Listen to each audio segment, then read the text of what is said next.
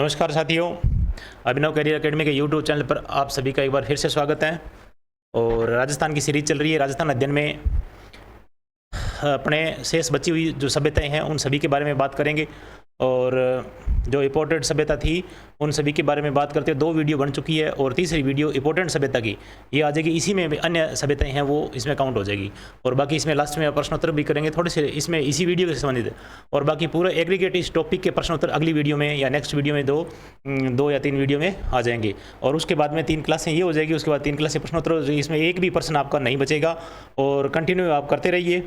और कभी भी किसी किताब में पढ़ने की ज़रूरत नहीं है। आप सारा यानी इस वीडियो के माध्यम से या इस क्लासों के माध्यम से आप कंप्लीट कर सकते हो सभ्यता के जितने भी प्रश्न उठेंगे वो इसी में से आएंगे। इससे बाहर कुछ नहीं आने वाला है। किताबें मैंने सारी जो अपने बोर्ड की किताबें हैं वो भी पढ़ ली। उसके बाद में गाइड्स या फिर अपने मेरे नोट्स, पर्सनल नोट्स है, उन सभी की मैंने तैयारी की थी। उसी सारे मैटर जो इस मिला करके, और इससे बाहर यानी कोई भी प्रश्न मैंने अभी तक देखा है तो इससे बाहर तो कुछ आया नहीं और सारे इंक्लूड किए मैंने। और बाकी प्रश्नोत्तर भी करेंगे, कुछ बचा हुआ है तो वो उसमें शामिल हो जाएगा। तो चलते हैं आगे। आज हम करेंगे राजस्थान की प्राचीन सभ्यता यानी नौह सभ्यता और बेराट और नगरी और जोधपुरा, सुनारी, तिलवाड़ा और रेड, इन सभ्यताओं को आज विस्तार से देखेंगे। चलते हैं आगे। लोह युगीन संस्कृति हमने पढ़ी। पहली पाषाण युग की एक बार पाषाण युग की जो अपने सभ्यता थी वो थी बागोर सभ्यता। उसके बाद में अपने तांबर युग की जो सभ्यता थी वो अपने पढ़ी। कालीबंगा है, बालाथल है, या फिर अपने जो आड़ सभ्यता है, इन सभी के बारे में अपने बात की थी और इन सभी के बारे में बात की थी। फिर 2-3 सभ्यता और भी थी, उन सभी के बारे में बात कर ली। और अब अपने बात करते हैं उसके बाद में कौन सी सभ्यता आती है धातु काल में। लोह युगीन सभ्यता आती है। लोह युगीन संस्कृति के बारे में अपने इसमें पढ़ेंगे कौन कौन सी सभ्यता इसमें आ रही है। तो सबसे पहले बात करेंगे नौह की। नौह भरतपुर में है। कौन से ज़िले में है? नौह भरतपुर में है। इसकी खोज कब हुई थी? खोज 1963 से लेकर के ये 67 तक खोज हुई थी। खोजकर्ता श्री रतन चंद्र अग्रवाल। खोजकर्ता कौन थे? RC अग्रवाल यानी रतन चंद्र अग्रवाल। इनके कैलिफोर्निया विश्वविद्यालय से डॉक्टर डिविडन और भी इनके साथ थे। और मुख्यतः अपने भारत की बात करें तो RC अग्रवाल ये थे नौह सभ्यता की खोजकर्ता। नदी यानी ये जो नौह सभ्यता है ये कौन सी नदी के किनारे विकसित हुई थी? अब इसमें बात दी गई है कि रूपा रेल नदी। कौन सी नदी है? रूपा रेल नदी है वो नौह सभ्यता यानी इस नदी के किनारे विकसित हुई थी। 5 स्तरों में 5 सांस्कृतिक युगों के अवशेष प्राप्त हुए हैं इसमें। ये कितने स्तर इसमें खुदाई की गई है? ये 5 स्तरों तक और 5 सांस्कृतिक युगों यानी 5 स्तरों में अलग अलग यानी सांस्कृतिक युगों में इसके अवशेष मिले हैं। नेक्स्ट बात करते हैं। यहाँ प्रारंभिक स्तरों में चित्रित स्लेटी रंग के यानी जो प्रारंभ में जो स्तर मिले थे उसमें चित्रित स्लेटी रंग ग्रे कलर यानी पेंटेड ग्रे वेयर एंड गेरू रंग के मृद पात्रों अवशेष प्राप्त हुए। मृद पात्रों के अवशेष प्राप्त हुए जो ईसा पूर्व 2री सदी की सभ्यता के अवशेष है। ईसा पूर्व 2री सदी के अवशेष माने जाते हैं। तो इसी में नौह भरतपुर वाली सभ्यता यानी पक्की हुई ईंटों का प्रयोग होता है। यहाँ पर एक अपने पहले भी पढ़ी थी यानी आग से पकी हुई ईंटें। आग से पकी हुई ईंटें यानी आग से पक्की हुई ईंटें, पक्की ईंटें। ये कहाँ पर पड़ी थी? गिल्लुंड में। ठीक है। यहाँ कपिस्वर्णी मृद पात्र, यहाँ पर कपिस्वर्णी मृद पात्रों का भंडार मिला है। यहाँ यह दोआब संस्कृति का अंग है। देखो नौह है, भरतपुर है और ये जैसे मान लो कि राजस्थान का मैप है ये, और यहाँ भरतपुर है और यहाँ जो नदी है जैसे मान लो कि चंबल नदी है, ठीक है, या फिर यहाँ की नदियाँ जो इनके जो सहयोग जो सहायक नदी है चंबल नदी की, और इस तरीके से ये आगे मिल जाती है और यहाँ से यमुना आती है और यहाँ से गंगा आती है ऐसे। तो इस 2 नदियों के बीच का जो क्षेत्र है, इस क्षेत्र का ये दोआब यानी 2 नदियों के बीच का क्षेत्र होता है, उसे अपने दोआब बोलते हैं। तो दोआब संस्कृति का अंग था माना जाता है ये। और यहाँ द्वितीय निवास काल में काले और लाल रंग के मृद पात्र मिले हैं। अपने द्वितीय निवास काल में काले और लाल रंग के मृद पात्र मिले हैं। और यहाँ के मृद पात्रों पर कपड़ों के अवशेषों का चिपकन इस बात का साक्षी है कि 1100 वर्ष पूर्व से लेकर के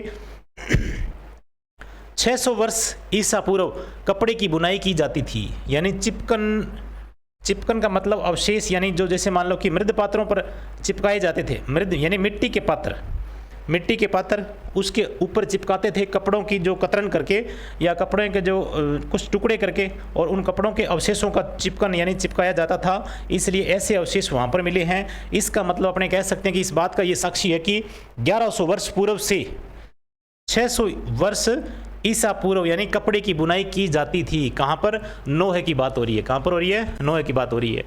यहाँ पर लोहे के छोटे छोटे टुकड़ों के रूप में लोहे की उपस्थिति के प्रमाण प्राप्त हुए हैं, जो देश में लोहे युग के प्रारंभ की प्राचीनतम सीमा, अब देखो ये प्राचीनतम सीमा निर्धारण करते हैं कौन? नोहे भरतपुर। तो प्राचीनतम यानी देश के लोहे युग के प्रारंभ, देश में लोहे युग के प्रारंभ की प्राचीनतम सीमा रेखा निर्धारण की सूचक है। भारत में ईसा पूर्व 12वीं सदी में लोहे का प्रयोग किया जाता था। भारत में ईसा पूर्व 12वीं सदी यानी 1200 ईसा से 1200 साल पहले 12वीं सदी में लोहे का प्रयोग किया जाता था। इस बात का ये साक्षी है। और यहाँ पर स्लेटी रंग के चित्रित मृदभांड, यहाँ पर कैसे? स्लेटी रंग के चित्रित मृदभांड। और इस संस्कृति के निवासियों को लोहे के उपयोग का पूरा ज्ञान था। यानी इस संस्कृति के निवासियों को लोहे का उपयोग कैसे कर रहे हैं, इन सभी के बारे में पूरा ज्ञान था। नोहे भरतपुर पढ़ रहे हैं अपने। और यहाँ पर बर्तनों पर काले रंग से ज्यामितीय चित्रांकन, यानी ज्यामितीय का मतलब सीधी रेखा में जो भी चित्रांकन किए गए थे त्रिभुज या अपने आयताकार आकृति में या फिर वर्गाकार आकृति में, तो बर्तनों में ये काले रंग के ज्यामितीय चित्रांकन किया जाता था। यहाँ मृद पात्रों पर स्वास्तिक चिन्ह, मृद पात्रों पर जो मृद पात्र थे मिट्टी के पात्र, उसमें स्वास्तिक चिन्ह ऐसे नहीं,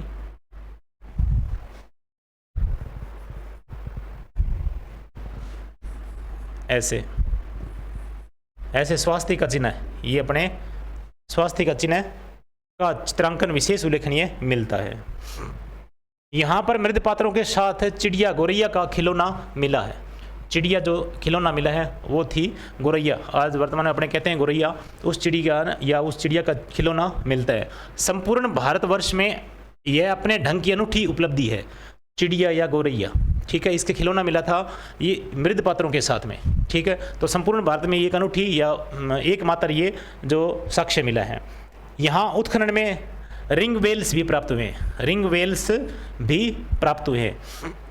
रिंग वेल्स यानी गोलाकार जो अपने जो आकृति से बनी होती है, ऐसे रिंग वेल्स मिले हैं। यहाँ पर पाप हत्स अंकन वाली मुद्रा जो हवन कुंड के पास मिली है। किसके पास मिली है? हवन कुंड के पास मिली है। पाप हत्स अंकन, ये इस तरीके से ये अंकन है, ये ऐसे, और इसमें हवन कुंड के पास में मिली है। वैदिक धर्म की पुण्य स्थापना, यानी वैदिक धर्म की पुण्य स्थापना या पुण्य स्थापना का ये क्या है? प्रतीक माना जाता है। नेक्स्ट बात करते हैं अपने नोहे सभ्यता भरतपुर के बारे में पढ़ लिया, और उसके बाद में बेराट सभ्यता के बारे में पढ़ते हैं। बेराट सभ्यता यानी कौन से ज़िले में है? ये अपने को मिलेगी विराटनगर, इसका नाम है। और ये है भरत यानी जयपुर के पास कोटपुतली बहरोड जिला, जो अभी नया ज़िला बना है। ये पहले जयपुर में काउंट होती थी बेराट सभ्यता, और अब ये कोटपुतली बहरोड ज़िले में आ गई है। ठीक है, और विराटनगर इसका नाम है। दूसरा नाम विराटनगर भी कहा जाता है। ये सभ्यता यानी मौर्य काल से संबंधित है। यह सभ्यता बेराट सभ्यता जो है यह मौर्य काल से संबंधित है। उत्खनन कार्य करवाया गया था दयाराम साहनी ने। उत्खनन कार्य किसने करवाया? दयाराम साहनी ने 1936 में। नील रतन बनर्जी साथ थे इनके। ठीक है, NR बनर्जी यानी नील रतन बनर्जी इनके साथ थे, और कैलाश नाथ भी इनके साथ थे खोजकर्ता के मामले में। खोजकर्ता में नहीं, उत्खनन कार्य में। तो ये दयाराम साहनी, नील रतन बनर्जी और कैलाश नाथ, इन सभी का नाम याद रखोगे, कैलाश नाथ दीक्षित। खुदाई स्थल यानी खुदाई स्थल में क्या क्या है, यानी कहाँ पर ये खुदाई हुई है? बीजक की पहाड़ी। कहाँ पर? बीजक की पहाड़ी। और भीम की डोंगरी तथा महादेव डोंगरी, ये तीनों पहाड़ियाँ जो है ना, ये विराटनगर में है। तीनों पहाड़ियाँ यानी बेराट सभ्यता में तीनों पहाड़ियाँ, बीजक की पहाड़ी भी है और भीम की डोंगरी तथा महादेव डोंगरी, ये तीनों पहाड़ियाँ वहाँ पर मिलेगी। और यहाँ बीजक की पहाड़ी और भीम डोंगरी पुरातत्व की दृष्टि से महत्वपूर्ण है। पुरातत्व की दृष्टि से जो महत्वपूर्ण पहाड़ियाँ तीनों में से दो है, एक तो है इसमें एक बीजक की पहाड़ी, ठीक है, और दूसरी इसमें भीम डोंगरी। महाभारत काल में इस उल्लेख मत्स्य जनपद की यानी इसका उल्लेख किसका? बेराट का। मत्स्य जनपद की राजधानी के रूप में था और उसका नाम था उस टाइम में विराट नगर के रूप में, ठीक है। और जहां पांडवों ने अपने अज्ञातवास के अंतिम दिन व्यतीत किए थे, पांडवों से संबंधित, यानी पांडवों ने अपने अज्ञातवास में जब उनको अज्ञातवास रहना पड़ा था तब उन्होंने यानी अंतिम दिन अपने व्यतीत किए थे कहाँ पर? यानी विराट नगर में। और ये मत्स्य जनपद की राजधानी माना जाता है। और ये कौन से काल का ये प्रमुख काल माना जाता है? ये है मौर्य काल का। तो मौर्य काल में भी यह प्रमुख केंद्र माना जाता था विराट नगर। और यहाँ अशोक के 2 स्तंभ मिलते हैं, एक तो है भाब्रू, ठीक है, भाब्रू शिलालेख, ठीक है, और एवं बौद्ध मठ मिलते हैं यहाँ पर। जब भी कोई अशोक की बात, मौर्य काल की बात, या फिर अपने पांडवों की बात, या फिर बौद्ध स्तंभ की बात, ऐसी बातें आती है तो विराट नगर, बेराट बिल्कुल एकदम कंप्लीटली सही है। ऐसा ही प्रश्न यानी बन सकता है। तो ये प्रश्न यानी अशोक से संबंधित अगर बात आए कोई, तो आप 2 स्तंभ यानी अशोक के 2 स्तंभ मिले यहाँ पर। और ये चीज़ें जो है ना, ये अपने जो 2 स्तंभ, एक तो लेख यानी 2 स्तंभ लेख, 2 स्तंभ लेख मिले कहाँ से? बाबरू या बेराट शिलालेखों में ये अंकित है, ठीक है। इनके माध्यम से अपने को पता चलता है। बौद्ध मठ भी यहाँ पर मिले हैं, इनके अवशेष भी अपने को मिले हैं यहाँ पर। और यहाँ एक कमरे में 36 चांदी की मुद्राएं मिली है। कितनी चांदी की मुद्राएं? 36 चांदी की मुद्राएं मिली है। और जिनमें 8 पंचमारक सिक्के हैं, यानी मुद्राएं जो है 8 तो पंचमारक हैं, और 28 मुद्राएं जो है भारतीय यूनानी शासकों की हैं। भारतीय यूनानी शासकों की है कौन सी? कितनी? 28 मुद्राएं। और टोटल कितनी होगी?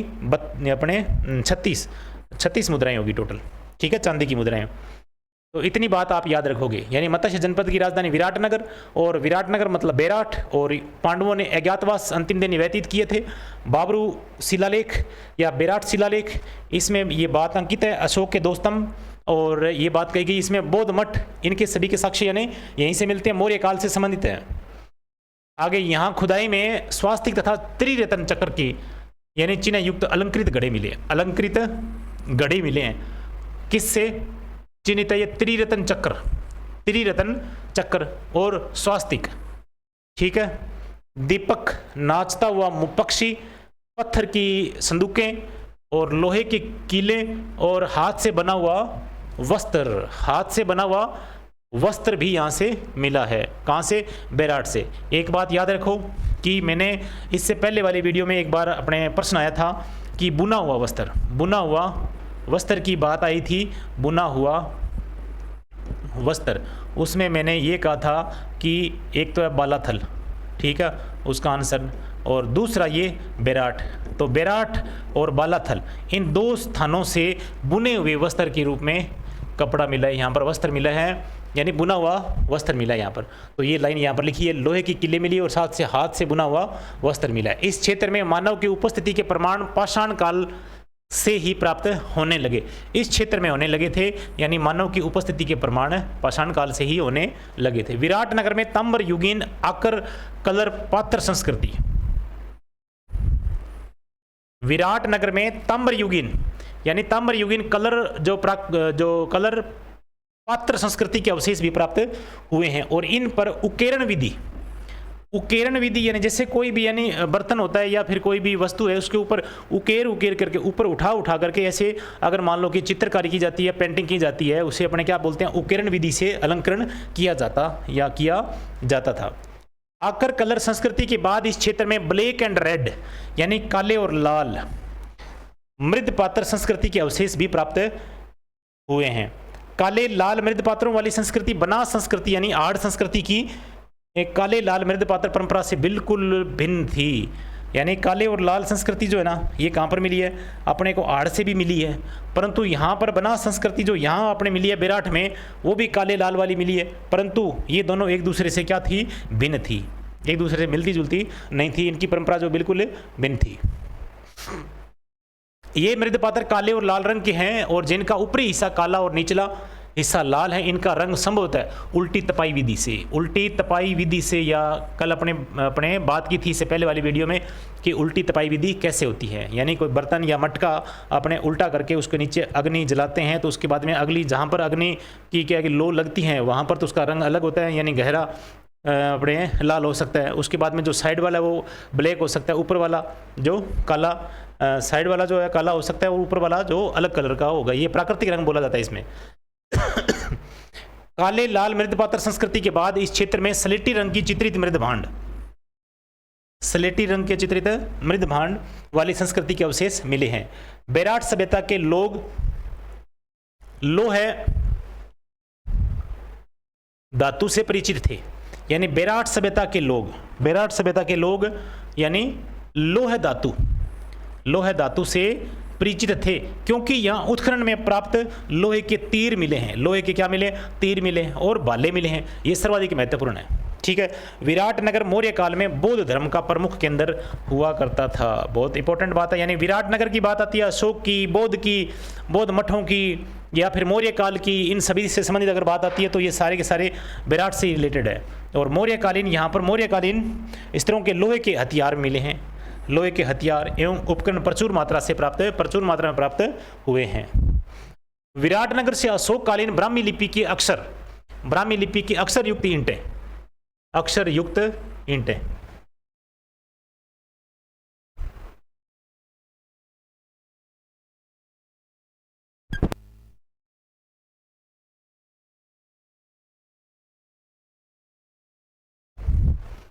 हाँ जी, इसमें यहाँ सूती कपड़े में बंदी मुद्राएं मिली है। सूती कपड़े में बंदी हुई मुद्राएं मिली है और पंचमार्क के सिक्के भी यहाँ पर मिले हैं। अक्षर युक्त ईंटें कौन सी? ब्राह्मी लिपि में अक्षर युक्त ईंटें मिली है। कहाँ पर? बेराट की बात अभी, ठीक है। और अशोककालीन ब्राह्मी लिपि में, कौन सी लिपि में? ब्राह्मी लिपि में। सूती कपड़े में बंदी मुद्राएं और पंचमार्का का सिक्का यहाँ पर खूब सारे मिले हैं। यह कपड़ा हाथ से बुनी हुई रुई का था।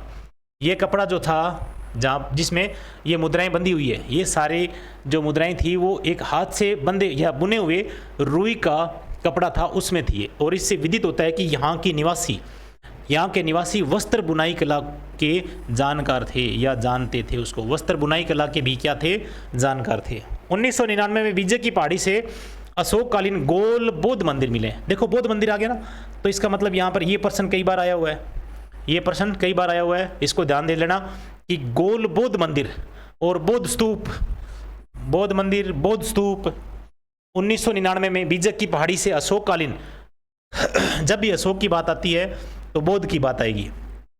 और बौद्ध की बात यानी बौद्ध मठ, या फिर इनको यहाँ पर गोल बौद्ध मंदिर कहा गया है, ठीक है। और बौद्ध मठ के अवशेष मिले हैं जो हीनयान संप्रदाय से संबंधित है। ये प्रश्न थोड़ा सा डीपली चला गया, क्योंकि अगर ऐसा आरएएस में अगर ऐसा प्रश्न पूछा जाता है डीपली स्टेटमेंट दे करके कि जो बेराट सभ्यता में अशोककालीन गोल बौद्ध मंदिर मिले हैं वो यानी बौद्ध धर्म की कौन सी शाखा से संबंधित है, तो इसमें से ये प्रश्न यानी हीनयान या फिर दूसरी शाखा इसकी अपने महायान, इस शाखा से बना सकते हैं प्रश्न। ये विराट के आसपास की पहाड़ियों में स्थित शैलाश्रय में अनेक शैल चित्र मिले हैं, खोजे गए हैं, जो जिनमें लाल रंग का अधिक प्रयोग किया गया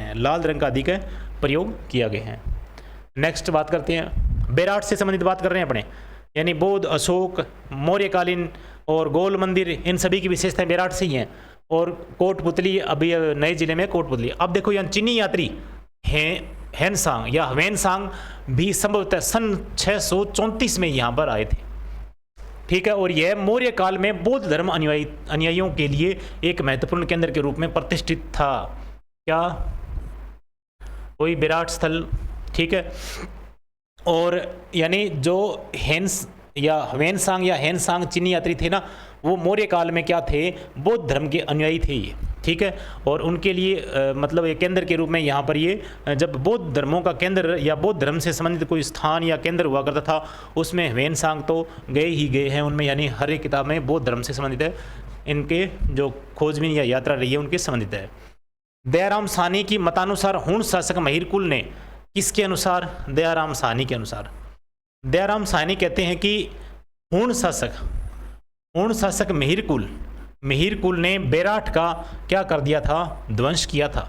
और यहाँ स्वाई राम सिंह की बात आती है। स्वाई राम सिंह के शासनकाल में की गई खुदाई में, खुदाई कब की गई थी? स्वाई राम सिंह के काल में, और एक स्वर्ण मंजूषा मिला है, एक स्वर्ण मंजूषा प्राप्त हुई है, और जिसमें भगवान बुद्ध की यानी अस्थियां की अवशेष मिले हैं। तो दयाराम साहनी कहते हैं इनके मतानुसार हूण शासक मिहिर कुल ने बेराट का ध्वंस किया था, ठीक है। और यहाँ स्वाई राम सिंह के शासनकाल में की गई खुदाई में एक स्वर्ण मंजूषा मिली है, एक स्वर्ण मंजूषा यानी अपने सोने की अपने कह सकते हैं कि छोटी सी जो अपने बॉक्स मिला है, उस बॉक्स में यानी भगवान बुद्ध की अस्थियाँ या अस्थि अवशेष या अस्थियों के अवशेष प्राप्त हुए हैं। यहाँ पाषाण युगीन हथियारों के निर्माण का एक बड़ा कारखाना स्थित था। पाषाण युक्त या पाषाण युगीन हथियारों का निर्माण यानी हथियारों के निर्माण का एक बड़ा कारखाना स्थित था यहाँ बेराट में। यहाँ पर मुगल बादशाह अकबर ने एक टकसाल खोली थी, बेराट की बात हो रही है, और यहाँ पर मुगल बादशाह ने क्या की थी, यानी एक टकसाल यानी सिक्के डालने की टकसाल खोली थी। ठीक बात है भाई, ये बेराट सभ्यता कंप्लीट हुई।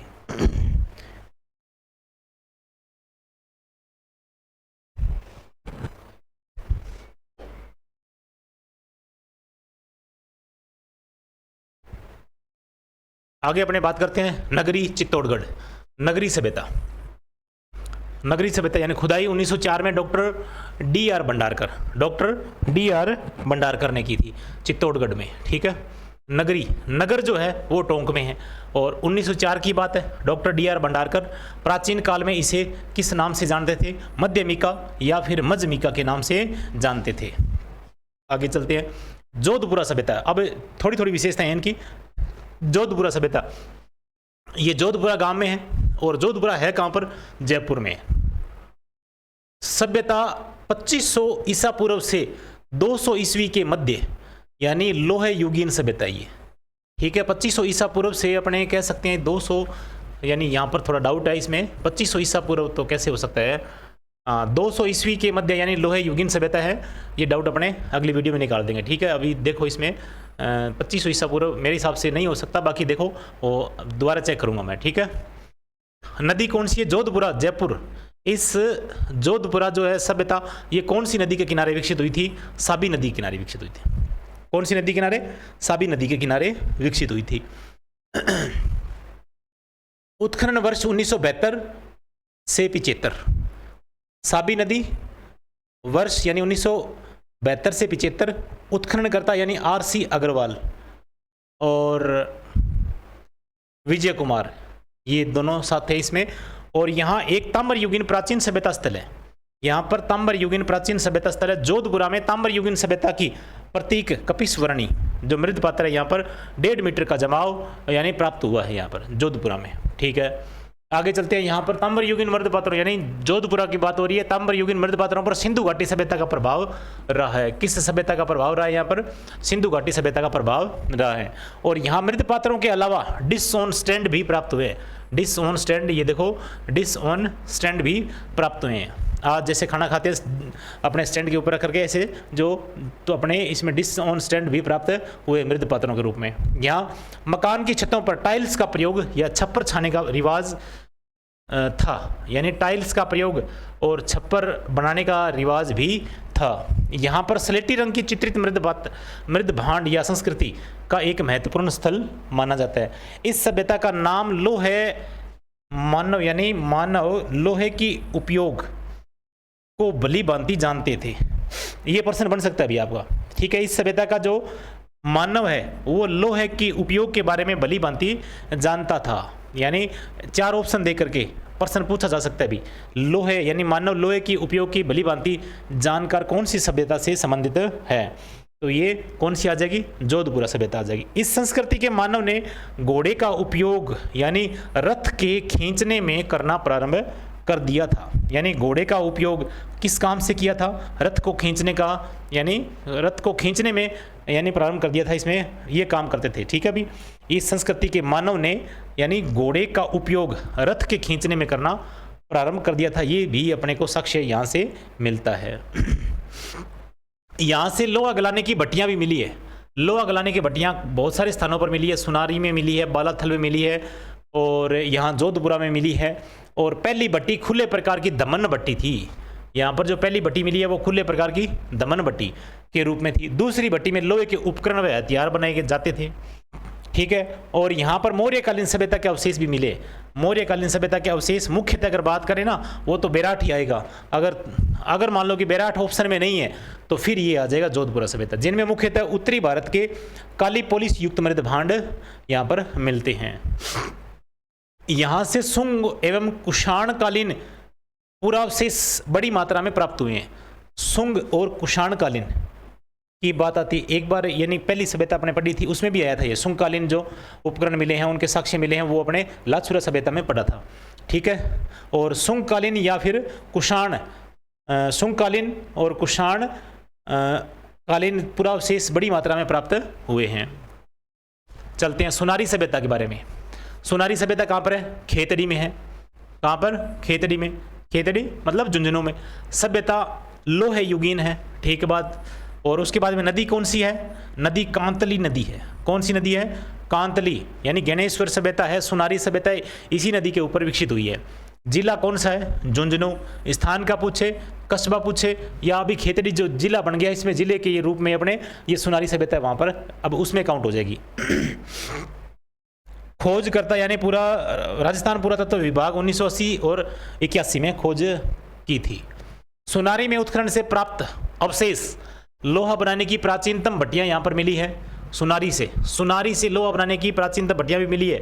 बालाथल से मिली है और जोधपुरा में मिली है प्राचीनतम भट्टियां। और तांबा गलाने की भट्टी वो सिर्फ आड़ से मिली है। लोहे का बना हुआ एक प्याला कटोरा यहाँ पर मिला है। इस प्रकार का प्याला संपूर्ण भारत में केवल यहीं से प्राप्त हुआ है। ये प्याला देखो बहुत इंपॉर्टेंट प्याला है ये कटोरा, और इस प्रकार का संपूर्ण भारत में केवल एक ही मिला है, इसलिए तो फिर इंपॉर्टेंट हो ही जाएगा।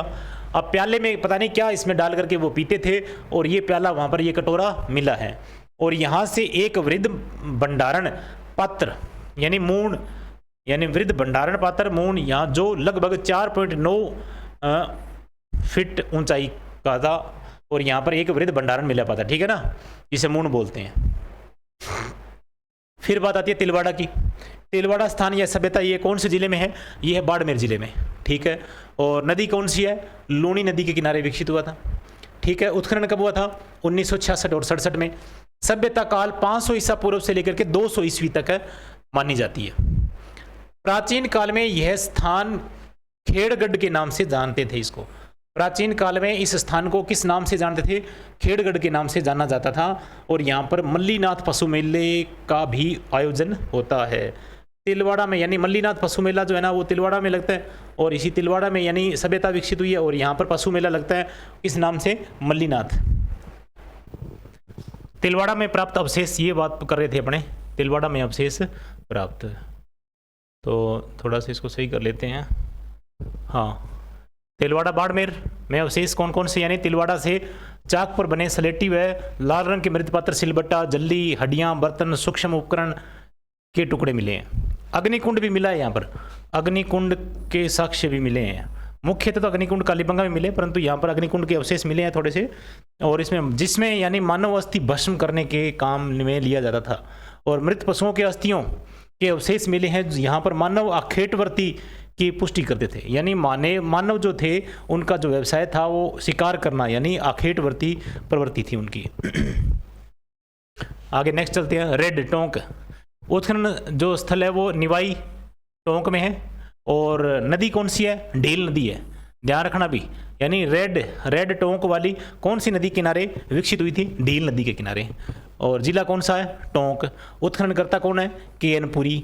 1938 की बात है। के.एन. पुरी, रेड टोंक और निवाई, ढील नदी, टोंक और के.एन. पुरी। पूर्व गुप्तकालीन सभ्यता के अवशेष मिले यहाँ पर। पूर्व गुप्तकालीन सभ्यता, गुप्तकालीन से पूर्व के अवशेष यहाँ पर मिले। मानव जनपद की मुद्राएं एवं लोह सामग्री। मालव जनपद कौन सा जनपद था? मालव जनपद। अगर अपने मत्स्य जनपद की बात करें तो बेराट की बात की थी अपने। और यहाँ पर मालव जनपद की मुद्राएं जो मिली है वो लोह सामग्री का विशाल भंडार यहाँ पर मिला है। और विशाल भंडार, लोह सामग्री का विशाल भंडार मिलने के कारण इस जो सभ्यता को किस नाम से जानते हैं? टाटानगर के नाम से जानते हैं। यहाँ पर मरण मूर्तियाँ तथा प्रस्तर की कलाकृतियों से मिली हैं। कलाकृतियाँ भी मिली हैं जिन पर मथुरा कला यानी यहाँ पर यानी रेड टोंक की बात हो रही है अभी, ठीक है, रेड टोंक की बात हो रही है। और यहाँ पर जो मिली जो आकृतियाँ जो है कलाकृतियाँ हैं उसमें मथुरा कला को स्पष्ट छाप यानी दिखाई देती है कि। और यहाँ से प्राप्त शीशे की मुद्रा पर ब्राह्मी लिपि के मालव जनपद ऐसा यानी शब्द अंकित है, ठीक है, शीशे की मुद्राएं हैं उस पर लिखा हुआ है मालव जनपद। तो मालव जनपद के बारे में अगर कुछ लिखा आ जाए तो अपने रेड टोंक करना है। और यह ईसा पूर्व यानी यह क्षेत्र ईसा पूर्व की प्रथम सदी से लेकर के मालवा जनपद तक के नाम से जाना जाता था, यानी प्रथम शताब्दी तक।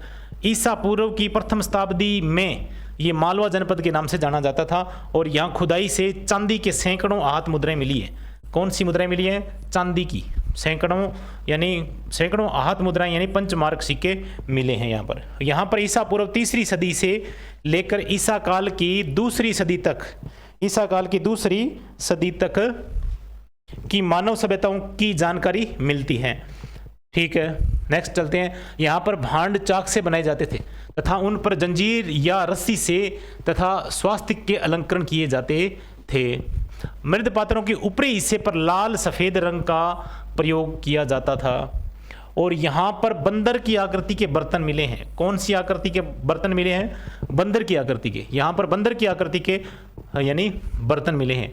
रेड के मृद भांड में गोल रिंग वेल्स ये भी यहाँ पर जो एक दूसरे पर लगा दिए जाते थे ऐसे यानी साक्ष्य यहाँ पर मिले हैं। रिंग वेल्स के साक्ष्य भी मिले हैं। यहाँ पर मातृदेवी व शक्ति की मिली मूर्तियाँ जिनके सिर पर यानी मातृदेवी और शक्ति जो कि इनकी मूर्तियाँ मिली है सिर पर व कमर पर कपड़ा यानी सिर पर वह कमर पर कपड़ा बंधा हुआ है। और इन्हें कभी कभी बोडल या गेरू से रंगा भी जाता था। बोडल या फिर गेरू से रंगा जाता था। इतनी बातें आपको रेड टोंक में याद रखनी है अभी, ठीक है। आगे चलते हैं। अन्य प्राचीन, अभी मुख्य सभ्यताएं हमने विस्तार से पढ़ ली है और इन सभी के बारे में सारी विशेषताएं लगभग उनकी पूरी कर ली है। अब कुछ और विशेषताएं हैं अन्य प्राचीन सभ्यताएं, उनके बारे में अपने बात कर लेते हैं। नगरी पहले पढ़ लिया था, अब नगर पढ़ते हैं। नगर टोंक में ये भी अपने क्या कहाँ पर टोंक में। और इसके उत्खननकर्ता कौन है? अभी श्री कृष्ण देव है 1942-43 में। और 2008-9 में डॉक्टर डीजे एलोन के निर्देशन में द्विवेदी शिव कुमार भगत और प्रवीण सिंह इनके निर्देशन में ये उत्खनन स्थल या उत्खनन कार्य किया गया था।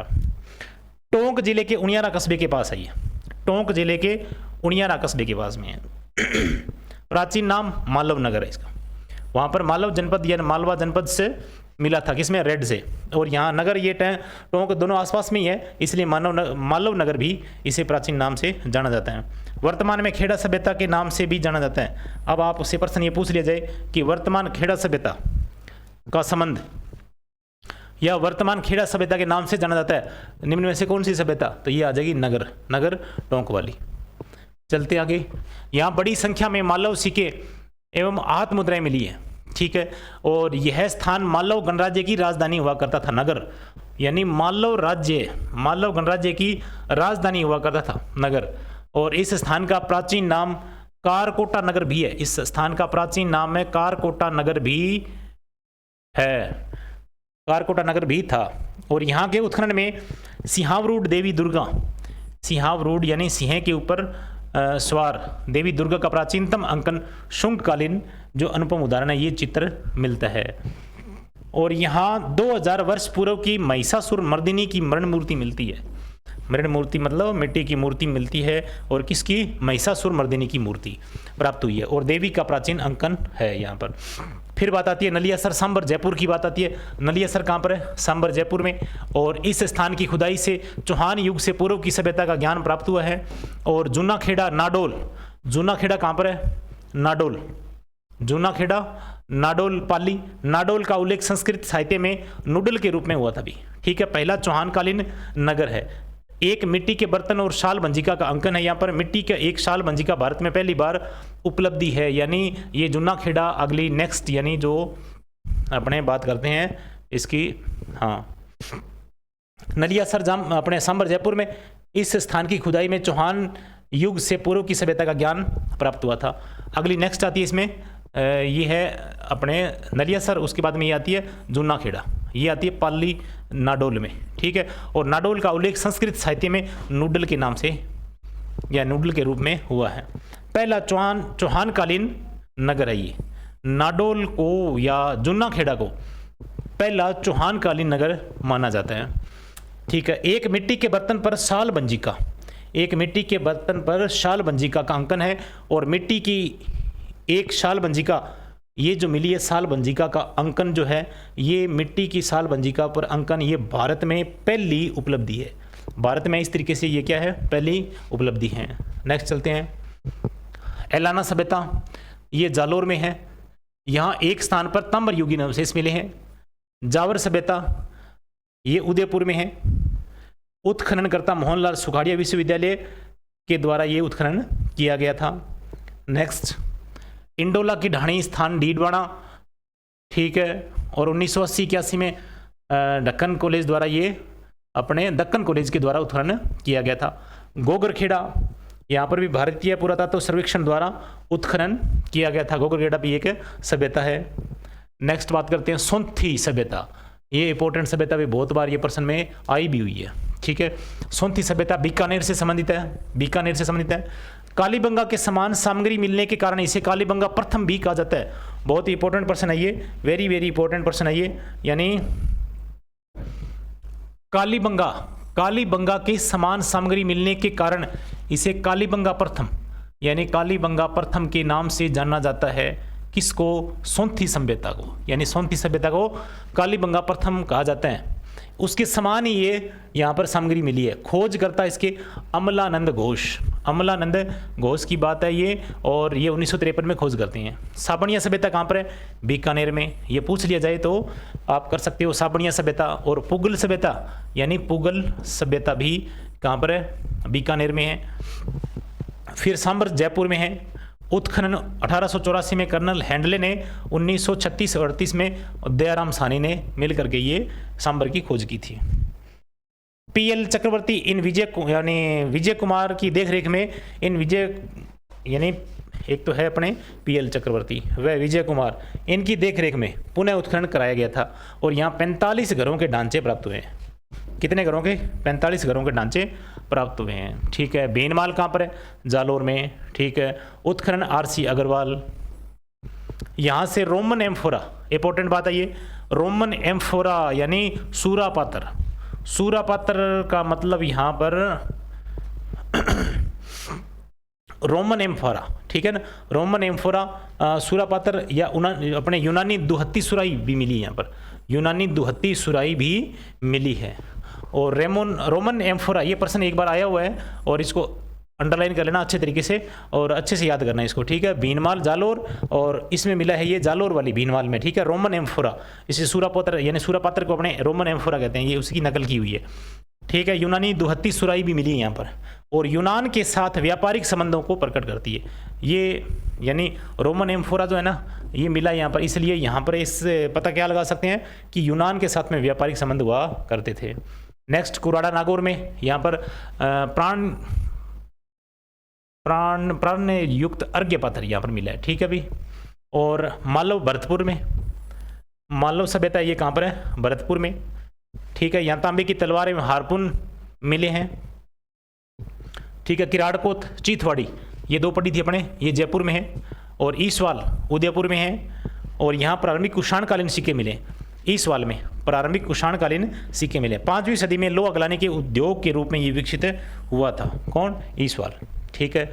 बरोर देखो ये अनूपगढ़ में है, बरोर नवीन सभ्यता, ये बरोर अनूपगढ़ में है। ये सरस्वती नदी के किनारे, यानी घग्गर नदी जो सरस्वती नदी है ना उसके किनारे विकसित हुई थी, और 2003 में इसका उत्खनन हुआ था। और यहाँ प्राक ऐतिहासिक कालीन, प्रारंभिक हड़प्पा कालीन एवं विकसित हड़प्पा कालीन संस्कृतियाँ फली फूली थी, ठीक है। यहाँ पर प्राक ऐतिहासिक कालीन, प्रारंभिक हड़प्पा कालीन एवं विकसित हड़प्पा कालीन तीनों प्रकार की संस्कृति यहाँ पर क्या हुई थी? फली फूली थी। बरोर की बात आई है, बरोर अनूपगढ़। यहाँ के मृत पात्रों में काली मिट्टी पाई गई है जो अन्य किसी भी पुरातात्विक स्थल में नहीं मिली है। बरोर अनूपगढ़ में, बरोर सभ्यता स्थल अनूपगढ़ में, और यहाँ पर यानी ये सरस्वती नदी के किनारे हैं, और 2003 में इसका उत्खनन कार्य करवाया गया था। और यहाँ प्राकृतिक ऐतिहासिक कालीन यानी प्राग के ऐतिहासिक कालीन और प्रारंभिक हड़प्पाकालीन एवं विकसित हड़प्पाकालीन संस्कृति यहाँ पर फली फूली थी। और यहाँ के मृत पात्रों में काली मिट्टी के, यहाँ पर काली मिट्टी मिलती है, काली मिट्टी के पाई यानी जो काली मिट्टी के बर्तन यहाँ पर मिले हैं और अन्य किसी पुरातात्विक स्थल से नहीं मिले हैं काली मिट्टी वाले, और यहाँ पर मिले बरूर में। अन्य प्राचीन सभ्यता स्थल यानी नगर सभ्यता, ये पढ़ लिया ना, नगर सभ्यता ये टोंक में है और प्राचीन नाम मालव नगर है इसमें। यहाँ बड़ी संख्या में मालव सिक्के मिले हैं और हाथ मुद्राएं मिली हैं। मालव गणराज्य की राजधानी है, ये आपने पहले पढ़ चुके हैं। ठीक है, एक बार थोड़ी सी इसमें पिक्चर में दे रखी है सारी सभ्यताएं, उन सभी के बारे में बात कर लेते हैं। बरौर सभ्यता देखो, श्रीगंगानगर का अब जो अनूपगढ़ क्षेत्र है ना, ये ऐसे इतना करके ये अनूपगढ़ क्षेत्र बन गया है। ठीक है, तो इस तरीके से ये अनूपगढ़ क्षेत्र में ये आ जाएगा। ये बरौर कहाँ पर है? अनूपगढ़। ठीक है, फिर बात करते हैं पीलीबंगा सभ्यता हनुमानगढ़ में, कालीबंगा सभ्यता हनुमानगढ़ में, रंगमहल और सोंथी सभ्यता ना हनुमानगढ़ के टच में बीकानेर में है। ये इस क्षेत्र एरिया थोड़ा सा अपने हनुमानगढ़ का एरिया भी आता है, इसलिए ये सोंथी सभ्यता ना हनुमानगढ़ में भी कई किताब लिख देती है और मूलतः जैसे क्या है, ये सोंथी सभ्यता बीकानेर से संबंधित है। ठीक है, बीकानेर। ठीक है, नागौर में कौन सी है? जायल सभ्यता। कौन सी? जायल सभ्यता और कुराड़ा सभ्यता, इन सभी के बारे में पढ़ लिया आपने। फिर बात करते हैं तिलवाड़ा, ये बाड़मेर में है, और भीनमाल जालोर में है, एलाना ये भी जालोर में है देखो, और जुन्नाखेड़ा ये पाली में है। जुन्नाखेड़ा यानी नाडोल पाली, नूडल पाली या इस तरीके से ये नाम आया था। गिलुंड सभ्यता ये है राजसमंद में, आहड़ सभ्यता उदयपुर में, और बालाथल सभ्यता उदयपुर में, ईस्टवाल सभ्यता उदयपुर में, जावर सभ्यता उदयपुर में। सारी याद रखोगे, सारे जिले याद रखोगे तभी जाकर के ये सारी क्लियर हो जाएगी।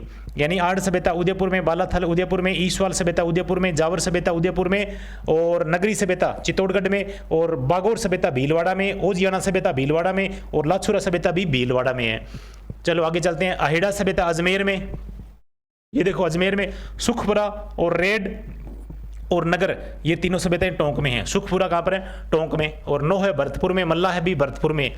ठीक है, और उसके बाद में सांबर ये यानी सांबर जयपुर में, बैराट कोटपुतली में, और जोधपुरा जयपुर में, नलियासर सांबर में, और किराड़कोट चीथवाड़ी ये सारी जयपुर में।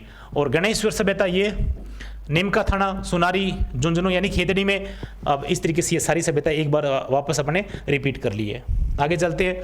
फिर यानी सभ्यता स्थल एवं उनके जिले एक नज़र में। अब देखो कैसे याद नहीं होते हैं, सारी क्लासें अपने लगा ली और हर एक विशेषता पढ़ ली, हर एक जिलों के बारे में पढ़ लिया, हर एक नदियों के बारे में और पढ़ लिया, और पढ़ लेंगे। अभी रिपीट करते हैं इसको। अब एक नज़र में यानी अब सारे जो सभ्यता है ना उनको एक बार अपने फिर रिपीट करते हैं एक बार जिले के हिसाब से। कालीबंगा हनुमानगढ़,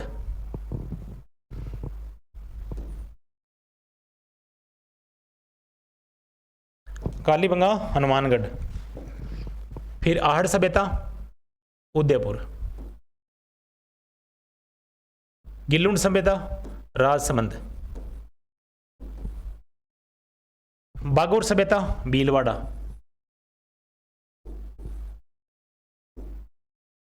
गणेश्वर सभ्यता नीमका थाना। मेरे साथ साथ रिपीट करते जाओ, आप याद हो जाएंगे सारे। और बीनवाल सभ्यता जालोर। जिले याद कर रहे हैं एक नज़र में, यानी ऊपर लिखा हुआ हेडिंग कि सभ्यता स्थल और उनके जिले एक नज़र में अपने सारे जिले इसमें आ जाएंगे। ईसवाल सभ्यता अभी पढ़ के हटे हैं उदयपुर में। बैराट सभ्यता कोटपुतली बैरोड।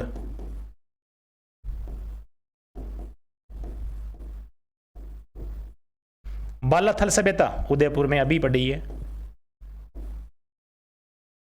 रंगमहल सभ्यता हनुमानगढ़ में है, हनुमानगढ़ में। ओजियाना सभ्यता भीलवाड़ा में है।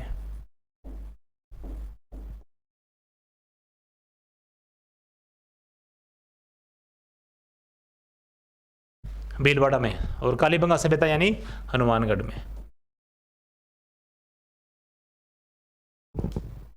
चलते आगे। नगरी सभ्यता, नगरी चित्तौड़ में। बरौर सभ्यता अनूपगढ़ में। तिलवाड़ा सभ्यता बाड़मेर में। जोधपुरा सभ्यता जयपुर में। सुनारी सभ्यता खेतड़ी में। नोह सभ्यता भरतपुर में। नगर सभ्यता टोंक में।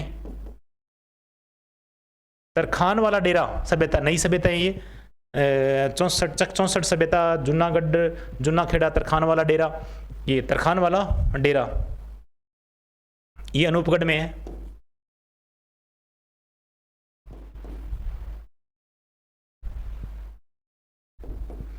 नलियासर जयपुर में। चक 64 सभ्यता, चक 64 ये देखो सभ्यता का नाम है, ये भी अनूपगढ़ में है। जूनाखेड़ा सभ्यता ये अपने है जूनाखेड़ा, जूनाखेड़ा सभ्यता ये पाली में है, नाडोल पाली में। ठीक है, नेक्स्ट चलते हैं। अहेड़ा सभ्यता अजमेर में है, अभी अभी पढ़ा है अजमेर में। रिपीट करते दो साथ साथ में, याद हो जाएंगे। सुखपुरा सभ्यता टोंक में है, अपने को याद ही करना है। जालोर एलाना सभ्यता, जालोर। सोंथी सभ्यता बीकानेर, कहीं कहीं पर हनुमानगढ़ भी आता है। कुराड़ा सभ्यता नागौर पढ़ा है अपने। ठीक है, मल्लाह सभ्यता भरतपुर में पढ़ा है। और किराड़कोट चिथवाड़ी ये जयपुर में है। रेड सभ्यता टोंक में है। बड़ापोल या बड़ोपल ये सभ्यता है हनुमानगढ़ में।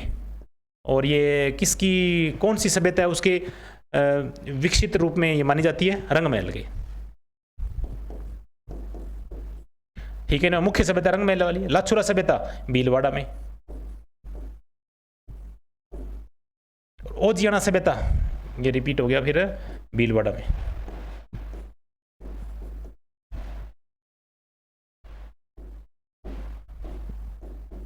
भीलवाड़ा।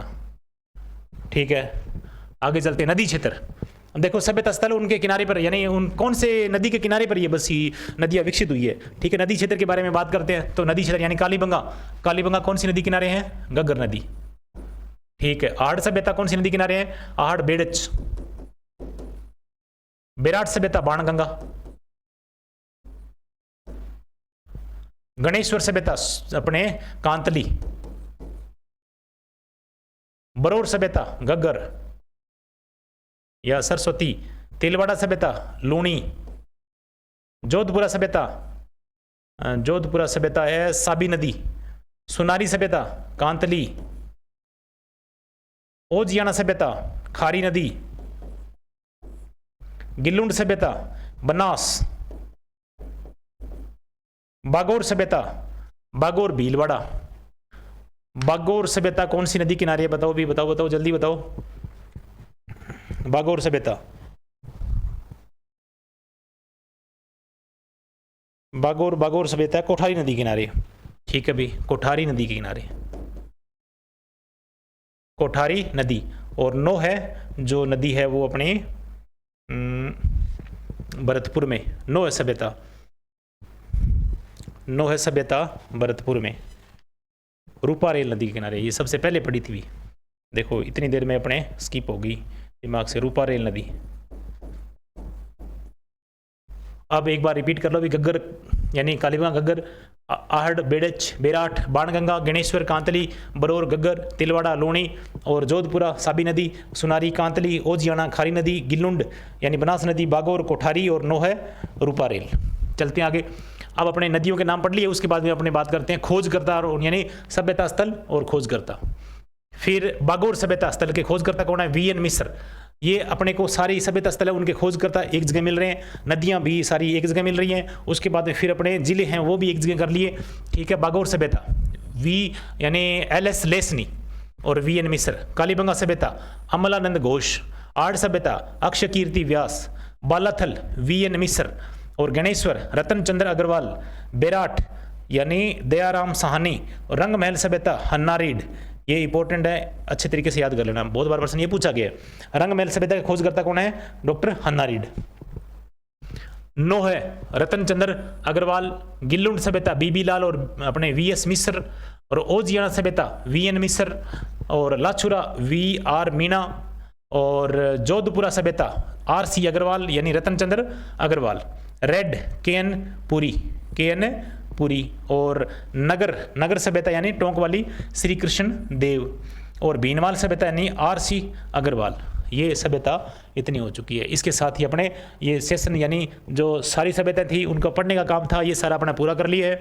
और इसके साथ में अपने एक नज़र में यानी सारी सभ्यता यानी नदी के हिसाब से और जिलों के हिसाब से या फिर खोजकर्ता के हिसाब से अपने एक नज़र में भी देख लिए और संपूर्ण सभ्यताएं पढ़ करके राजस्थान की और एक बार अपने अध्ययन पूरा कर लिया। अब अपने क्या करेंगे, नेक्स्ट वीडियो में अपने क्या करेंगे, इसी के माध्यम से प्रश्नोत्तर करेंगे। एक बार यानी स्पीड से अपने सरसरी नज़र में क्या कर देंगे, पूरे प्रश्नोत्तर के रूप में निकाल देंगे। तो इसमें किसी भी प्रकार से यानी आप मान के चलो कि एक बार मेरे बोलने के हिसाब से आपने सुना, उसके बाद में आपने देखा और उसके बाद में रिवीजन भी किया क्लास के अंदर और उसके साथ में प्रश्नोत्तर कर लेंगे, तो आप मान के चलो कि इसी वीडियो के अंतर्गत अपने 3 बार अपने रिवीजन कर चुके हैं। और 3 बार रिवीजन करने के बाद में बाहर कोई प्रश्न जाने की उम्मीद नहीं बचेगी।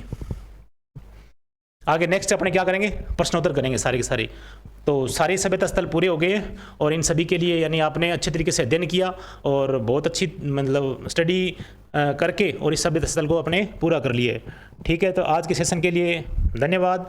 और इसी तरीके से आगे मतलब सेशन जो है ये क्लासें हैं वो शेयर करते रहिए, सब्सक्राइब करते रहिए। इन सभी के बारे में अपने आगे नेक्स्ट प्रश्नोत्तर के बारे में और चर्चा करेंगे। तब तक के लिए धन्यवाद।